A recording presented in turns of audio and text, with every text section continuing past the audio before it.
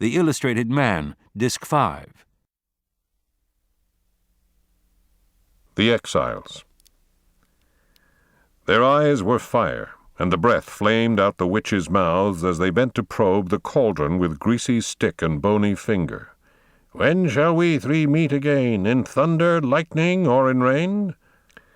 They danced drunkenly on the shore of an empty sea, fouling the air with their three tongues and burning it with their cat's eyes, malevolently a-glitter.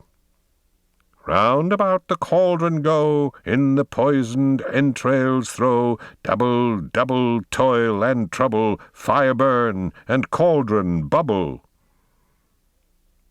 They paused and cast a glance about. "Where's the crystal? Where the needles? Here! Good. Is the yellow wax thickened? Yes. Pour it in the iron mould. Is the wax figure done?" They shaped it like molasses a-drip on their green hands. "Shove the needle through the heart. The crystal, fetch it from the taro bag. Dust it off, have a look." They bent to the crystal, their faces white. "See, see, see!"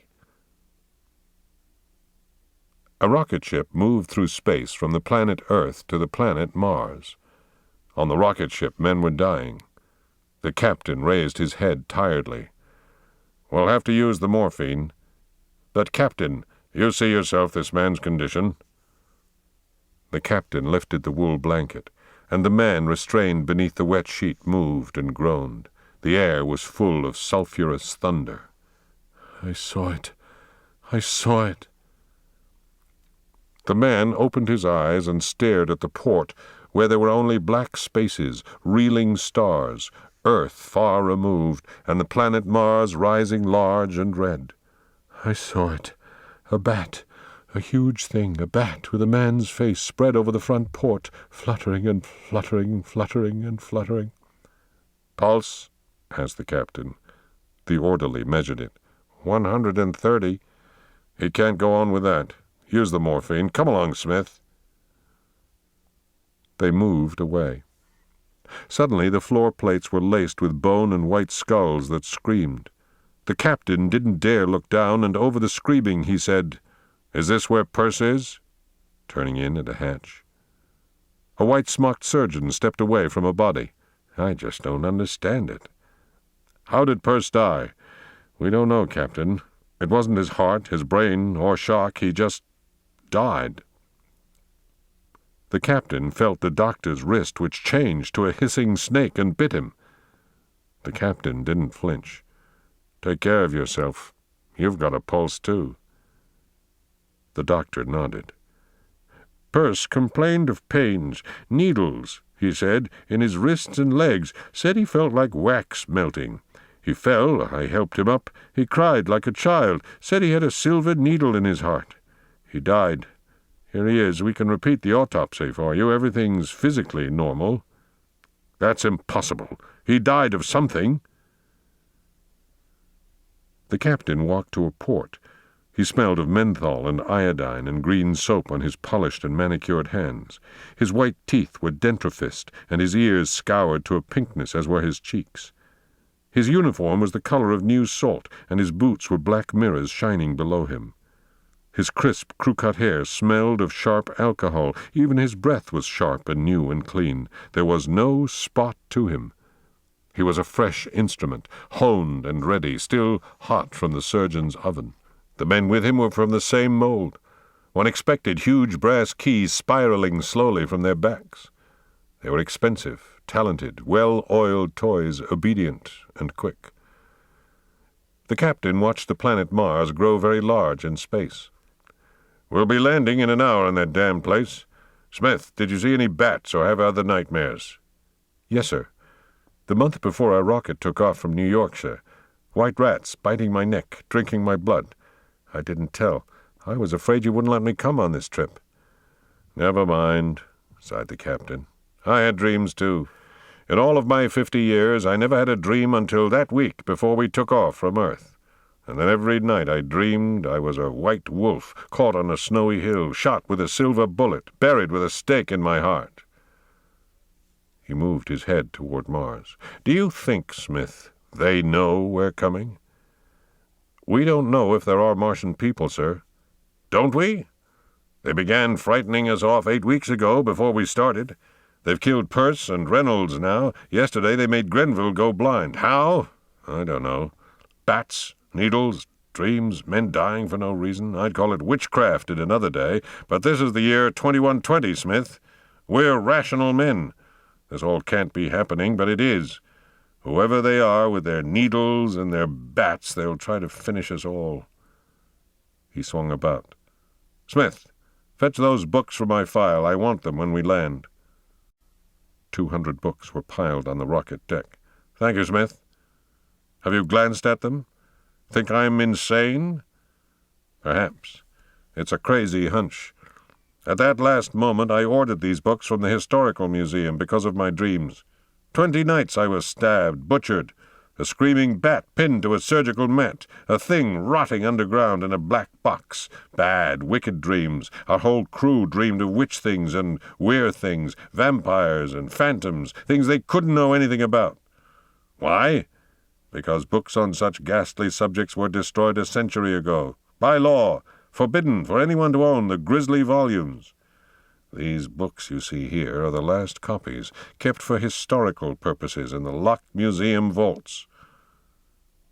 Smith bent to read the dusty titles. Tales of Mystery and Imagination by Edgar Allan Poe, Dracula by Bram Stoker, Frankenstein by Mary Shelley, The Turn of the Screw by Henry James, The Legend of Sleepy Hollow by Washington Irving, Rappaccini's Daughter by Nathaniel Hawthorne, An Occurrence at Owl Creek Bridge by Ambrose Bierce, Alice in Wonderland by Lewis Carroll, The Willows by Algernon Blackwood, The Wizard of Oz by L. Frank Baum, The Weird Shadow over Innsmouth by H.P. Lovecraft, and more. Books by Walter de la Mare, Wakefield, Harvey, Wells, Asquith, Huxley, all forbidden authors, all burned in the same year that Halloween was outlawed and Christmas was banned. But, sir, what good are these to us on the rocket? I don't know, sighed the captain. Yet.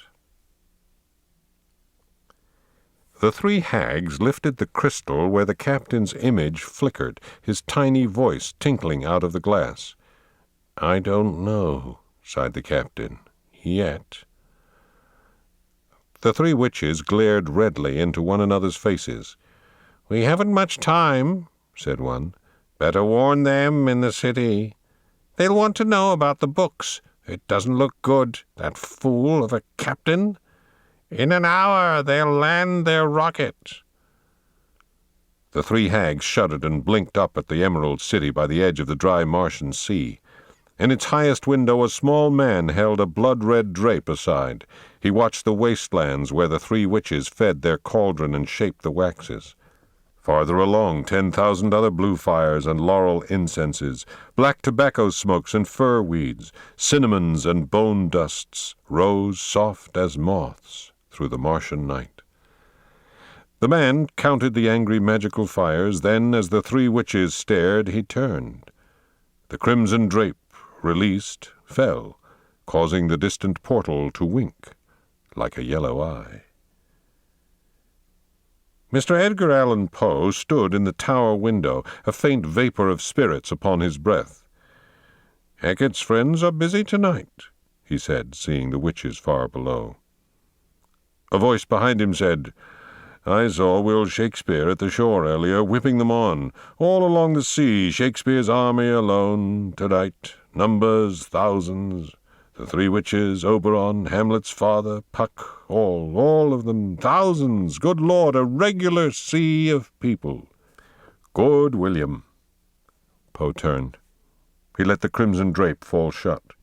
He stood for a moment to observe the raw stone room, the black-timbered table, the candle flame, the other man. Mr. Ambrose Bierce sitting very idly there, lighting matches and watching them burn down, whistling under his breath, now and then laughing to himself. "We'll have to tell Mr. Dickens now," said Mr. Poe. "We've put it off too long. It's a matter of hours. Will you go down to his home with me, Bierce?" Bierce glanced up merrily. "I've just been thinking, what'll happen to us? If we can't kill the rocket men off, frighten them away, then we'll have to leave, of course. We'll go on to Jupiter, and when they come to Jupiter, we'll go on to Saturn, and when they come to Saturn, we'll go to Uranus or Neptune, and then on out to Pluto. Where then? Mr. Poe's face was weary. There were fire coals remaining, fading in his eyes, and a sad wildness in the way he talked, and a uselessness of his hands and the way his hair fell lanky over his amazing white brow. He was like a Satan of some lost dark cause, a general arrived from a derelict invasion. His silky, soft black moustache was worn away by his musing lips. He was so small, his brow seemed to float, vast and phosphorescent, by itself in the dark room. "We have the advantages of superior forms of travel," he said. "We can always hope for one of their atomic wars, dissolution, the Dark Ages come again. The return of superstition. We could go back then to Earth, all of us, in one night." Mr. Poe's black eyes brooded under his round and luminant brow. He gazed at the ceiling. "So they're coming to ruin this world, too. They won't leave anything undefiled, will they? Does a wolf pack stop until it's killed its prey and eaten the guts? It should be quite a war. I shall sit on the sidelines and be the scorekeeper. So many Earthmen boiled in oil, so many manuscripts found in bottles burnt, so many Earthmen stabbed with needles, so many Red Deaths put to flight by a battery of hypodermic syringes. Ha!" Poe swayed angrily, faintly drunk with wine. "What did we do? Be with us, Bierce, in the name of God. Did we have a fair trial before a company of literary critics? No.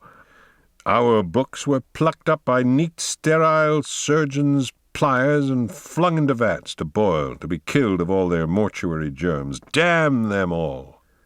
"I find our situation amusing," said Bierce. They were interrupted by a hysterical shout from the tower stair. "Mr. Poe! Mr. Bierce!" "Yes, yes, we're coming." Poe and Bierce descended to find a man gasping against the stone passage wall. "Have you heard the news?" he cried immediately, clawing at them like a man about to fall over a cliff. "In an hour they'll land. They're bringing books with them, old books, the witches said. What are you doing in the tower at a time like this? Why aren't you acting?" Poe said, "We're doing everything we can, Blackwood. You're new to all this. Come along, we're going to Mr. Charles Dickens' place." "To contemplate our doom, our black doom," said Mr. Bierce with a wink. They moved down the echoing throats of the castle, level after dim green level, down into mustiness and decay and spiders and dreamlike webbing. "Don't worry," said Poe, his brow like a huge white lamp before them, descending, sinking. "All along the Dead Sea tonight I've called the others, your friends and mine, Blackwood, Bierce. They're all there, the animals and the old women and the tall men with the sharp white teeth. The traps are waiting, the pits, yes, and the pendulums. The Red Death." Here he laughed quietly. "Yes, even the Red Death. I never thought the time would come when a thing like the Red Death would actually be, but they asked for it, and they shall have it." "But are we strong enough?" wondered Blackwood. "How strong is strong? They won't be prepared for us, at least. They haven't the imagination. Those clean young rocket men with their antiseptic bloomers and fishbowl helmets, with their new religion, about their necks on gold chains, scalpels, upon their heads a diadem of microscopes, in their holy fingers steaming incense urns which in reality are only germicidal ovens for steaming out superstition. The names of Poe, Bierce, Hawthorne, Blackwood, blasphemy to their clean lips. Outside the castle they advanced through a watery space, a tarn that was not a tarn, which misted before them like the stuff of nightmares. The air filled with wing sounds and a whirring, a motion of winds and blacknesses. Voices changed. Figures swayed at campfires. Mr. Poe watched the needles knitting in the firelight, knitting pain and misery, knitting wickedness into wax marionettes, clay puppets. The cauldron smells of wild garlic and cayenne and saffron hissed up to fill the night with evil pungency. "Get on with it," said Poe. "I'll be back." All down the empty seashore black figures spindled and waned, grew up and blew into black smoke on the sky. Bells rang in mountain towers, and licorice ravens spilled out with the bronze sounds and spun sway to ashes. Over a lonely moor and into a small valley, Poe and Bierce hurried and found themselves quite suddenly on a cobbled street in cold, bleak, biting weather, with people stomping up and down stony courtyards to warm their feet. Foggy withal, and candles flaring in the windows of offices and shops, where hung the Yuletide turkeys. At a distance, some boys, all bundled up, snorting their pale breaths on the wintry air, were trilling God Rest Ye Merry Gentlemen, while the immense tones of a great clock continuously sounded midnight. Children dashed by from the bakers with dinners all a-steam in their grubby fists, on trays and under silver bowls. At a sign which read Scrooge, Marley, and Dickens, Poe gave the Marley-faced knocker a rap, and from within, as the door popped open a few inches, a sudden gust of music almost swept them into a dance.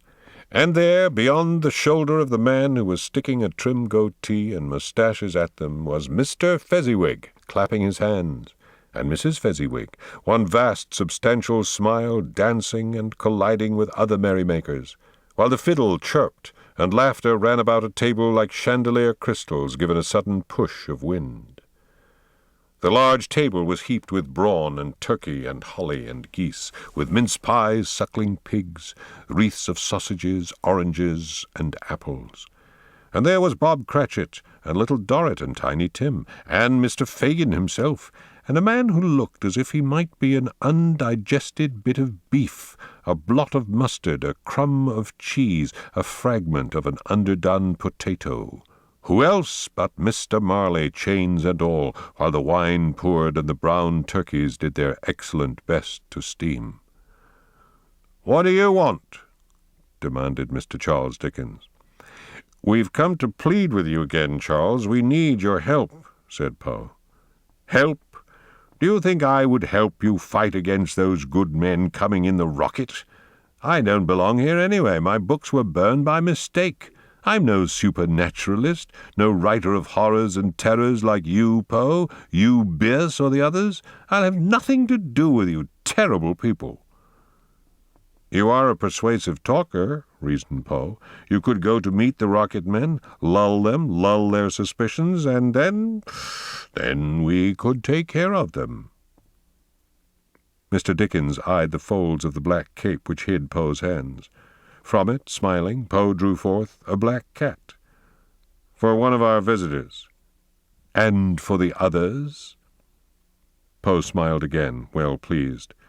"The premature burial?" "You are a grim man, Mr. Poe." "I am a frightened and an angry man." "I am a god, Mr. Dickens, even as you are a god, even as we all are gods, and our inventions, our people, if you wish, have not only been threatened, but banished and burned, torn up and censored, ruined and done away with. The worlds we created are falling into ruin. Even gods must fight." "So?" Mr. Dickens tilted his head, impatient to return to the party, the music, the food. "Perhaps you can explain why we are here. How did we come here?" "War begets war. Destruction begets destruction. On Earth, a century ago, in the year 2020, they outlawed our books. Oh, what a horrible thing, to destroy our literary creations that way. It summoned us out of, what, death? The beyond? I don't like abstract things. I don't know.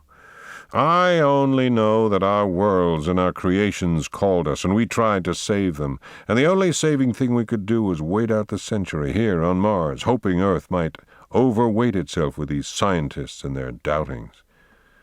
But now they're coming to clean us out of here. Us and our dark things, and all the alchemists, witches, vampires, and weird things that one by one retreated across space as science made inroads through every country on Earth. And finally left no alternative at all but exodus.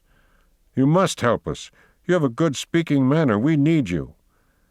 I repeat, I am not of you. I don't approve of you, and the others, cried Dickens angrily. I was no player with witches and vampires and midnight things. What of A Christmas Carol? Ridiculous. One story. Oh, I wrote a few others about ghosts, perhaps, but what of that?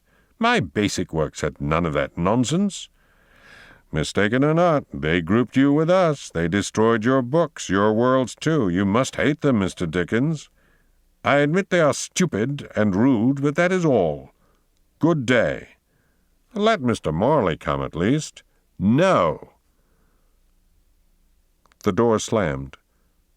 As Poe turned away, down the street, skimming over the frosty ground, the coachman, playing a lively air on a bugle, came a great coach, out of which, cherry-red, laughing and singing, piled the Pickwickians, banging on the door, shouting Merry Christmas good and loud, when the door was opened by the fat boy. Mr. Poe hurried along the midnight shore of the dry sea. By fires and smoke he hesitated to shout orders to check the bubbling cauldrons, the poisons, and the chalked pentagrams. "Good," he said, and ran on. "Fine," he shouted, and ran again. People joined him and ran with him. Here were Mr. Coppard and Mr. Macon running with him now, and there were hating serpents and angry demons and fiery bronze dragons and spitting vipers and trembling witches like the barbs and nettles and thorns and all the vile flotsam and jetsam of the retreating sea of imagination, left on the melancholy shore, whining and frothing and spitting. Mr. Macon stopped. He sat like a child on the cold sand. He began to sob. They tried to soothe him, but he wouldn't listen.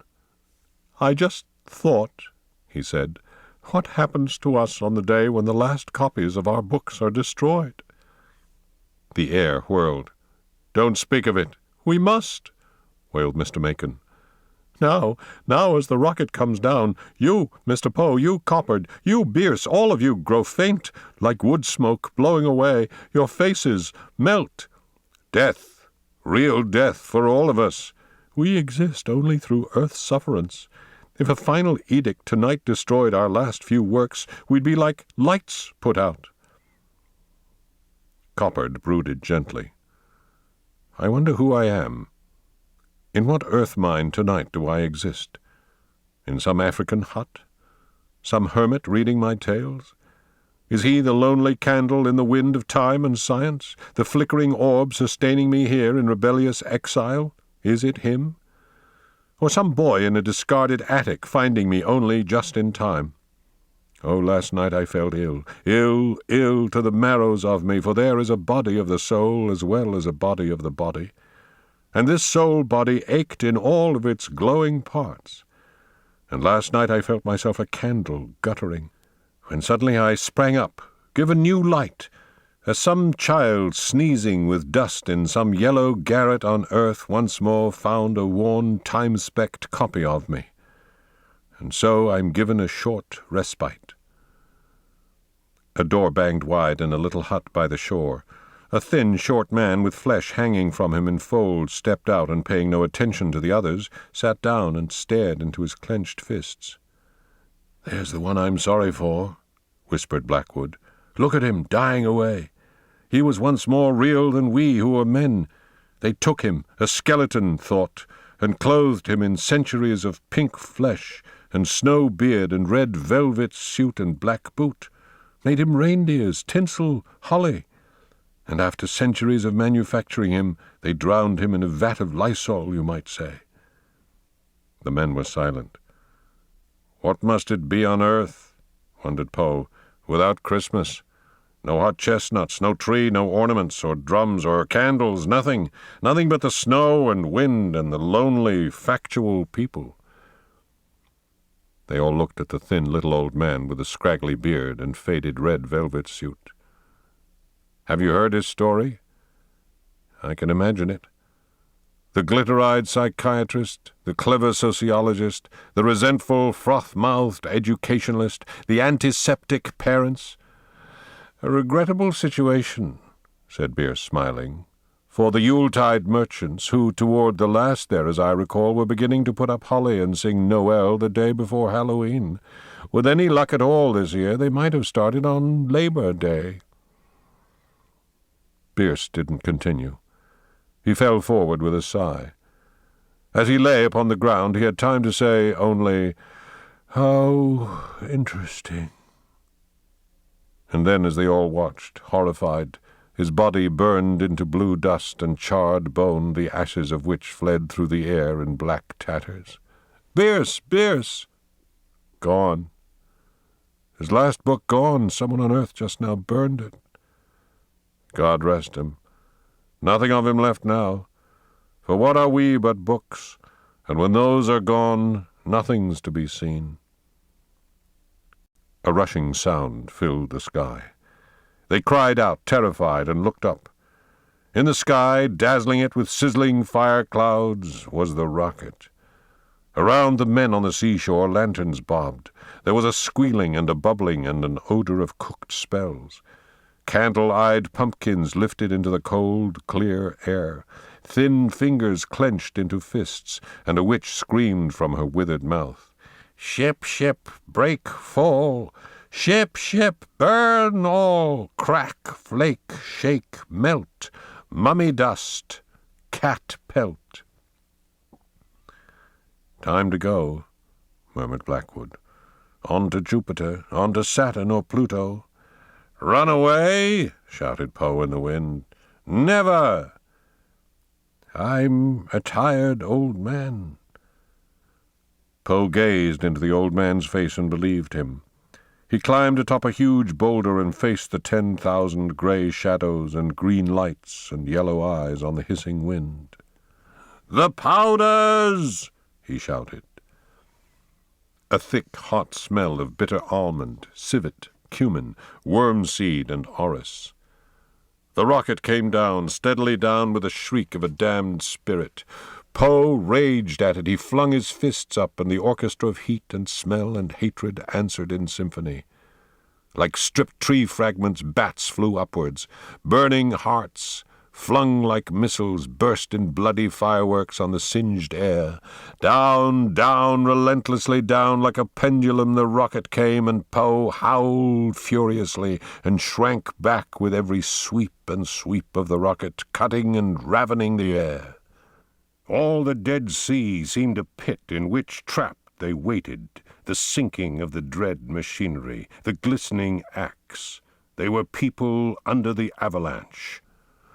"The snakes!" screamed Poe, and luminous serpentines of undulant green hurtled toward the rocket.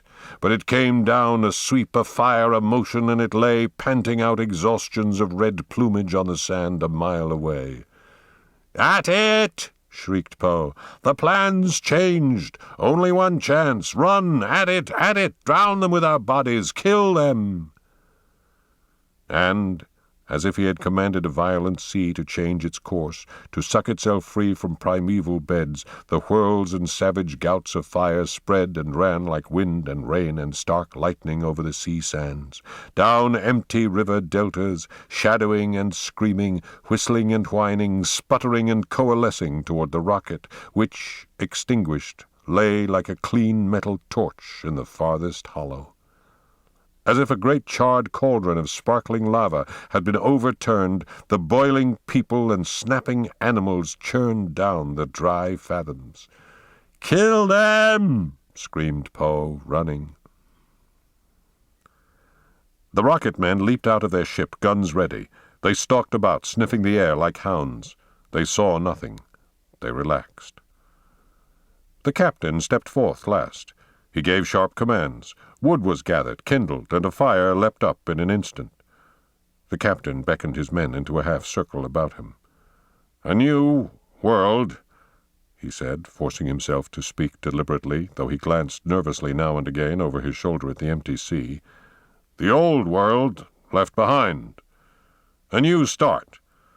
What more symbolic than that we here dedicate ourselves all the more firmly to science and progress?" He nodded crisply to his lieutenant. "The books!" Firelight limned the faded gilt titles. The Willows, The Outsider, Behold, The Dreamer, Dr. Jekyll and Mr. Hyde, The Land of Oz, Pellucidar, The Land That Time Forgot, A Midsummer Night's Dream, and the monstrous names of Macon and Edgar Allan Poe, and Cabell, and Dunsany, and Blackwood, and Lewis Carroll. The names, the old names, the evil names. A new world. With a gesture, we burn the last of the old. The captain ripped pages from the books. Leaf by seared leaf, he fed them into the fire. A scream. Leaping back, the men stared beyond the firelight at the edges of the encroaching and uninhabited sea. Another scream, a high and wailing thing like the death of a dragon and the thrashing of a bronzed whale, left gasping when the waters of a leviathan sea drain down the shingles and evaporate.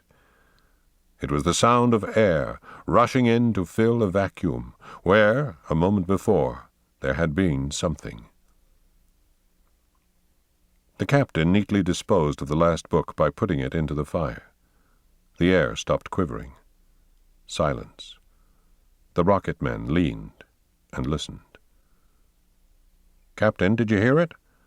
"No." "Like a wave, sir, on the sea bottom. I thought I saw something. Over there, a black wave, big, running at us." "You were mistaken." "There, sir." "What?" "See it? There, the city, way over. That green city near the lake. It's splitting in half. It's falling." The men squinted and shuffled forward. Smith stood trembling among them. He put his hand to his head as if to find a thought there. "I remember. Yes, now I do. A long time back, when I was a child. A book I read, a story. Oz, I think it was. Yes, Oz, the Emerald City of Oz." "Oz? Never heard of it." "Yes, Oz, that's what it was. I saw it just now, like in the story. I saw it fall." "Smith." "Yes, sir?" "Report for psychoanalysis tomorrow." "Yes, sir." A brisk salute. "Be careful."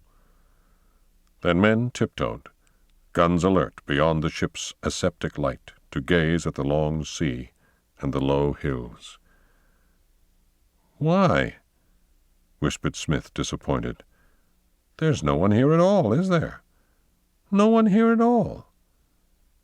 The wind blew sand over his shoes, whining.